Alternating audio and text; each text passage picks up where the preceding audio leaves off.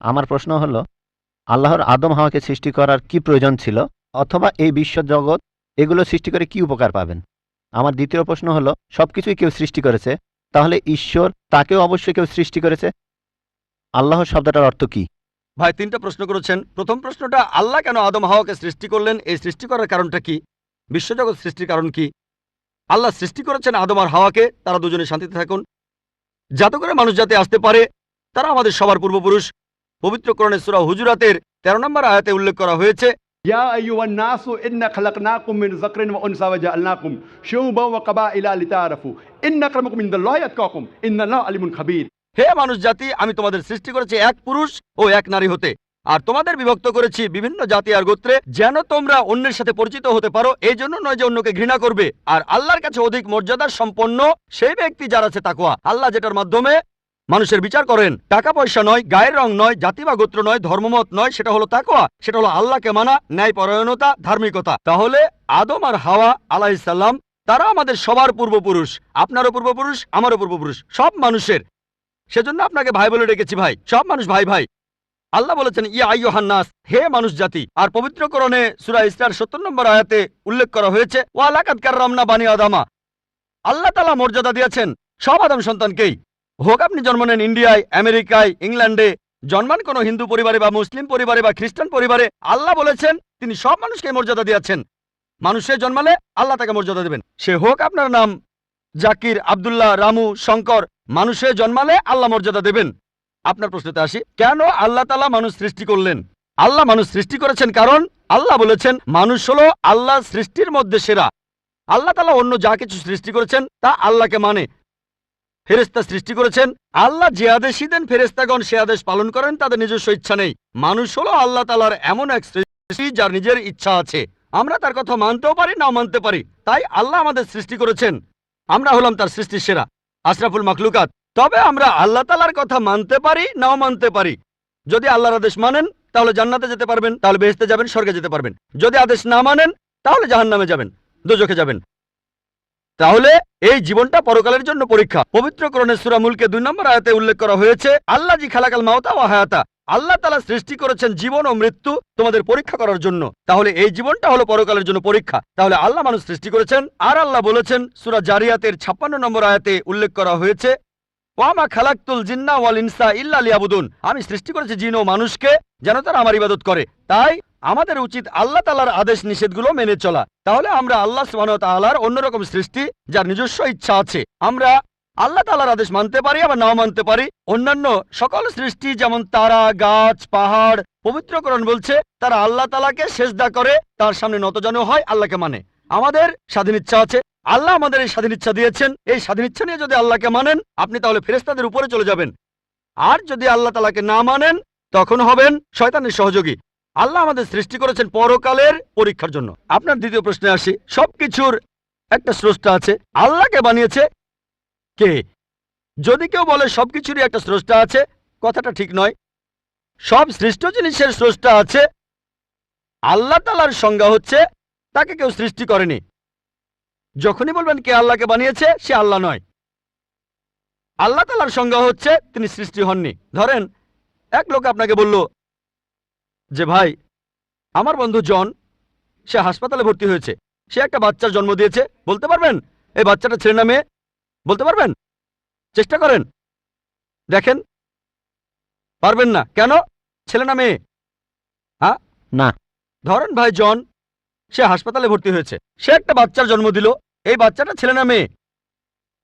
আপনি বলতে পারবেন? না। না। 50% চান্স ছেলে না মেয়ে। লোকজন সবাই হাসছে কেন? বলতে পারবেন? পারবেন না কেন? যে উত্তরই বলেন সেটা কি ঠিক হবে? চেষ্টা করে দেখেন, যে বাচ্চাটা জন্মালো সে কি ছেলে না মেয়ে? চেষ্টা করেন। মেয়ে। মেয়ে। ভাই, পুরুষ লোক কি বাচ্চার জন্ম দিতে পারে? হ্যাঁ, এখানে আপনি ভুল করেছেন। একইভাবে ভুল করেছেন যখন বললেন কে আল্লাহকে বানিয়েছে। পুরুষ লোক কোনো বাচ্চার জন্ম দিতে পারে না, তাহলে তো মেয়ে বা ছেলে হওয়ার প্রশ্নই আসে না। এখন কি আপনি বুঝতে পেরেছেন? হ্যাঁ, বুঝতে পেরেছেন, এই তো ভালো। পুরুষ লোক কোনো বাচ্চার জন্ম দিতে পারে না, তাহলে তো ছেলে বা মেয়ে হওয়ার কোনো প্রশ্নই আসে না। যখন প্রশ্ন করলেন কে আল্লাহকে সৃষ্টি করেছে, আল্লাহর সংজ্ঞা হচ্ছে, ঈশ্বরের সংজ্ঞা হচ্ছে তিনি সৃষ্টি হননি। যখনই বলবেন কে আল্লাহকে বানিয়েছে, সে আল্লাহ নয়। ওয়ালাম ইয়াকুল্লাহু কুফুয়ান আহাদ, তার সমতুল্য কেউ নেই। এবারে আপনার শেষ প্রশ্নটাতে আসে, আল্লাহকে আল্লাহকে সবচেয়ে সেরা সংজ্ঞাটা আছে পবিত্র কোরআনের সূরা ইখলাসে 1 নম্বর থেকে 4 নম্বর আয়াতে উল্লেখ করা হয়েছে। এখানে বলা হয়েছে যে কুল হুয়াল্লাহু আহাদ, বলো তিনি আল্লাহ এক অদ্বিতীয়, আল্লাহুস সামাদ, তিনি অবিনশ্বর চিরস্থায়ী, লাম ইয়ালিদ ওয়া লাম ইউলাদ, তিনি জন্ম নেননি, কাউকে জন্ম দেননি, ওয়া লাম ইয়াকুল্লাহু কুফুয়ান আহাদ, তার সমতুল্য কেউ নেই। এই হলো 4 লাইনের সংজ্ঞা আল্লাহ সুবহানাহু ওয়া তাআলার। যদি কোনো মানুষ, যদি কেউ বলে যে অমুক লোকটা আল্লাহ, সেই লোক যদি এই 4টা শর্ত পূরণ করতে পারে, আমাদের মুসলিমদের কোনো আপত্তি থাকবে না সেই লোককে আল্লাহ বলে মেনে নিতে। 4 লাইনের সংজ্ঞা, এটাই হলো ধর্মের লিটমাস টেস্ট। আল্লাহ তাআলার সংজ্ঞা প্রথমটা হলো কুল হুয়াল্লাহু আহাদ, বলো তিনি আল্লাহ এক অদ্বিতীয়, আল্লাহুস সামাদ, আল্লাহ বিনশ্বর চিরস্থায়ী, লাম ইয়ালিদ ওয়া লাম ইউলাদ, তিনি জন্ম নেননি, কাউকে জন্ম দেননি, ওয়া লাম ইয়াকুল্লাহু কুফুয়ান আহাদ, তার সমতুল্য কেউ নেই। যদি হিন্দু ধর্মগ্রন্থগুলো পড়েন, সেখানেও একই রকম কথা বলা হয়েছে, কুল হুয়াল্লাহু আহাদ। এটা পাবেন আপনাদের ছান্দোগ্য উপনিষদে, কথা বলা হয়েছে কুল হুয়াল্লাহু আহাদ। এটা পাবেন আপনাদের ছান্দোগ্য উপনিষদে 6 নম্বর অধ্যায় 2য় অনুচ্ছেদের 1ম পরিচ্ছেদে, এক কামে বিদ্বিতীয়াম, ঈশ্বর মাত্র একজন, দ্বিতীয় কেউ নেই। দ্বিতীয় টেস্ট আল্লাহুস সামাদ, আল্লাহ বিনশ্বর চিরস্থায়ী। ভগবত গীতা 10 অধ্যায়ে 3 অনুচ্ছেদ বলছে, আমাকে বলা হয় এই বিশ্বজগতের প্রভু, আমি জন্ম নেইনি, কোনো শুরু নেই। তৃতীয় টেস্ট লাম ইয়ালিদ ওয়া লাম ইউলাদ, তিনি জন্ম নেননি, কাউকে জন্ম দেননি। আর শ্বেতাক্ষেত্র উপনিষদে আছে 6 নম্বর অধ্যায়ের 9 অনুচ্ছেদে, নাচাই সাকাসিদ জানিতা নাচা দীপা, ঈশ্বরের কোনো প্রভু নেই, তার কোনো বাবা মা নেই, মহান ঈশ্বরের কোনো বাবা নেই, তার কোনো মা নেই। তারপর ওয়ালাম ইয়াকুল্লাহু কুফুয়ান আহাদ, তার সমতুল্য কেউ নেই। আর শ্বেতাক্ষেত্র উপনিষদে বলা হয়েছে 4 নম্বর অধ্যায়ের 19 অনুচ্ছেদে আছে। এছাড়াও যজুর্বেদ 32 অধ্যায়ের 3 অনুচ্ছেদে বলা হয়েছে, নাতাস্তি প্রতিমা আস্তি, মহান ঈশ্বরের কোনো প্রতিমা নেই, কোনো মূর্তি নেই, কোনো ছবি নেই, কোনো ফটোগ্রাফ নেই, কোনো ভাস্কর্য নেই। এটা কে বলেছে? যজুর্বেদ 32 অধ্যায় 3য় অনুচ্ছেদ বলেছে একই কথা, ওয়ালাম ইয়াকুল্লাহু কুফুয়ান আহাদ। যদি কেউ বলে যে অমুক লোকটা হচ্ছে আল্লাহ, যদি সেই লোকে 4টা শর্ত পূরণ করে, আমরা মুসলিমরা কোনো রকম আপত্তি ছাড়াই সেই লোককে আল্লাহ বলে মেনে নেব। যেমন ধরেন, কিছু লোক বলে ভগবান রজনীশ হলেন মহান ঈশ্বর। একবার প্রশ্নোত্তর পর্বে এক হিন্দু আমাকে বলেছিলেন, আমরা ভগবান রজনীশকে ঈশ্বর বলে মানি না। আমি কখনোই বলিনি হিন্দুরা ভগবান রজনীশকে ঈশ্বর বলে মানে, আমি বলেছি কিছু লোক তাকে ঈশ্বর বলে মানে। আসুন দেখি রজনীশকে আমরা টেস্ট করি। প্রথম টেস্ট হলো কুল হুয়াল্লাহু আহাদ, বলো তিনি আল্লাহ এক অদ্বিতীয়। রজনীশ কি এক অদ্বিতীয়? সেই কি একমাত্র লোক যে নিজেকে ঈশ্বর দাবি করেছে? এরকম অনেক মানুষই ছিল, আর এই দেশে হাজার হাজার লোক নিজেকে ঈশ্বর দাবি করেছে, রজনীশ একমাত্র নয়। তবে রজনীশ ভক্তরা বলে না না, উনি একটু আলাদা। এবারে পরের টেস্টে দেখি, আল্লাহুস সামাদ, আল্লাহ অবিনশ্বর চিরস্থায়ী। রজনীশ কি অবিনশ্বর চিরস্থায়ী? আমরা তার জীবনী থেকে জানি, তার আত্মজীবনী থেকে, রজনীশ ভুগছিলেন অ্যাজমা, ডায়াবেটিস আর পিঠের ব্যথায়। চিন্তা করেন, মহান ঈশ্বরের হয়েছে অ্যাজমা, ডায়াবেটিস, পিঠের ব্যথা। তৃতীয় টেস্ট লাম ইয়ালিদ ওয়া লাম ইউলাদ, তিনি জন্ম নেননি, কাউকে জন্ম দেননি। ভগবান রজনীশ জন্মেছিলেন মধ্যপ্রদেশে, তার বাবা মাও ছিলেন। 1981 সালে তিনি আমেরিকায় গেলেন, ইউএসএ। তখন হাজারো আমেরিকান তার ভক্ত হয়ে গেল। তারপর আমেরিকার অরেগন প্রদেশে তিনি বানালেন একটা সেন্টার, আর তার নাম দিলেন রজনীশপুরম, তার গ্রাম।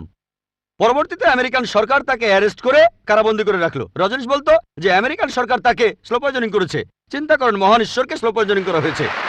1985 সালে আমেরিকান সরকার তাকে বের করে দিলে সে ইন্ডিয়ায় চলে আসে। তারপর এখানে পুনায় সে আরেকটা সেন্টার খুললো, আর তার নাম দেওয়া হলো ওশো কমিউন। যদি রজনীশের সমাধির কাছে কখনো যান, তার সমাধির উপরে লেখা আছে ভগবান রজনীশ ওশো কখনো জন্মাননি, কখনো মরেননি, তবে পৃথিবীতে ভ্রমণ করেছেন 1931 সালের 11 ডিসেম্বর থেকে 1990 সালের 31শে জানুয়ারি পর্যন্ত।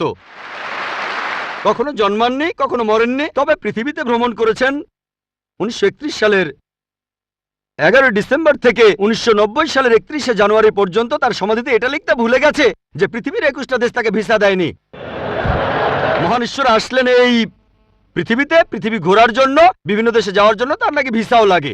তখন গ্রিসের আর্কবিশপ বলেছিলেন, যদি রজনীশকে এই দেশ থেকে তাড়িয়ে না দেওয়া হয়, আগে তার ঘর পোড়াবো, তারপর ভক্তদের ঘর পোড়াবো। শেষ টেস্ট ওয়ালাম ইয়াকুল্লাহু কুফুয়ান আহাদ। পরীক্ষাটা এতই কঠিন যে একমাত্র আল্লাহ ছাড়া কেউই পাশ করবে না। যখনই আল্লাহর সাথে কারো তুলনা করবেন, সে আল্লাহ নয়। ওয়ালাম ইয়াকুল্লাহু কুফুয়ান আহাদ। এখন